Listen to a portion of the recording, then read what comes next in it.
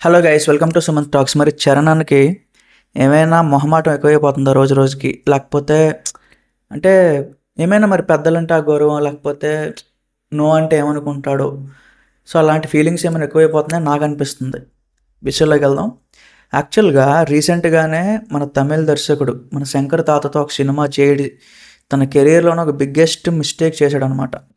Course Charan గారి కెరీర్లో చాలా ఫ్లాప్స్ ఉన్నాయి.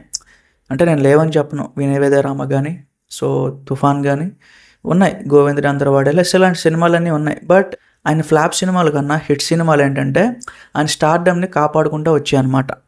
సో అందులో 3 ఇండస్ట్రీలు ఉండడం వలన ఆయన పేరు ఏంటంటే ఈ రోజుకి కూడా ఎక్కడ మార్కెట్ తగ్గిపోకుండా, ఇప్పుడున్న 6 స్టార్ హీరోల్లో ఏ ఒక్కరితో కూడా తక్కువ అనిపించుకోకుండా అన్నింట్లో ఈక్వల్గా ఉన్నాడు అనమాట. మళ్ళీ తీసినవి తక్కువ సినిమాలే, 15 సినిమాలు అంతే.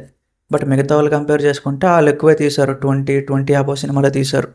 అయితే మొన్ననే ఇలాంటి ఒక భారీ డిజాస్టర్ తీసినారు సో మన శంకర్ గారితో. అతను ఒక తమిళ దర్శకుడు. ఇప్పుడు తమిళ వాళ్ళు మన దగ్గరకు వచ్చి సినిమా తీస్తారు, మనకు ఒక హిట్ ఇస్తారు, అది భ్రమ. అదేంటంటే అదొక భ్రమ అంతే. ఇన్ని సినిమాలు మన స్టార్ హీరోలకి కొన్ని ఉన్నాయి, నాకు తెలిసి 10లో ఉన్నాయి.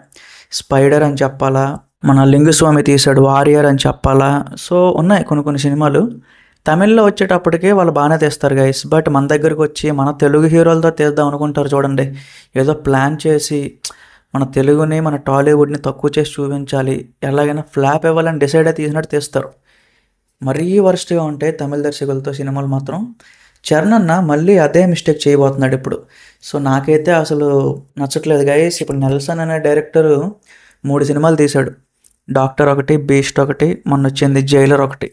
జైలర్ కూడా ఒక యావరేజ్ సినిమా, అనిరుద్ధ్ ఏదో అలా లాక్కొచ్చాడు తప్ప. సో జైలర్ అనేది ఒక కంప్లీట్ యావరేజ్ డ్రామా. అది ఇప్పుడు మనకు వచ్చేసి డాక్టర్ సినిమా, అది కూడా ఒక డార్క్ కామెడీతో సో వెళ్ళిపోయింది. మన తలపతి ఆయనతో తీసాడు బీస్ట్, దొరికేశాడు అనమాట, ఫ్లాప్ అయిపోయింది ఆ సినిమా.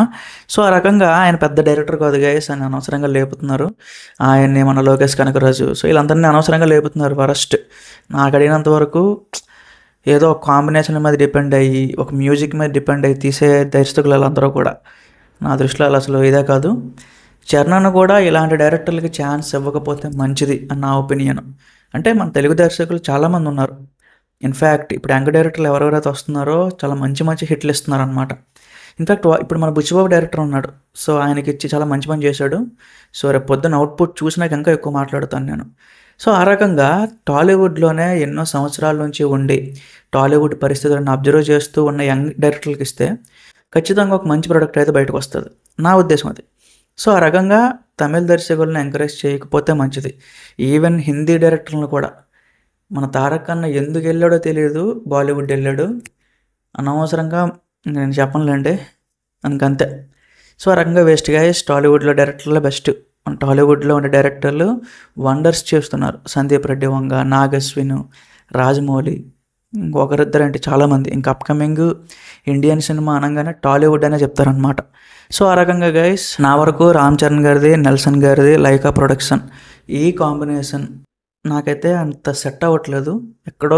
ఎప్పటి నుంచో డిజాస్టర్ వైబ్స్ అయితే స్టార్ట్ అయిపోతున్నాయి నాకు. మరి మీకేమనిపించింది ఏంటి కామెంట్స్లో చెప్పండి. Thank you.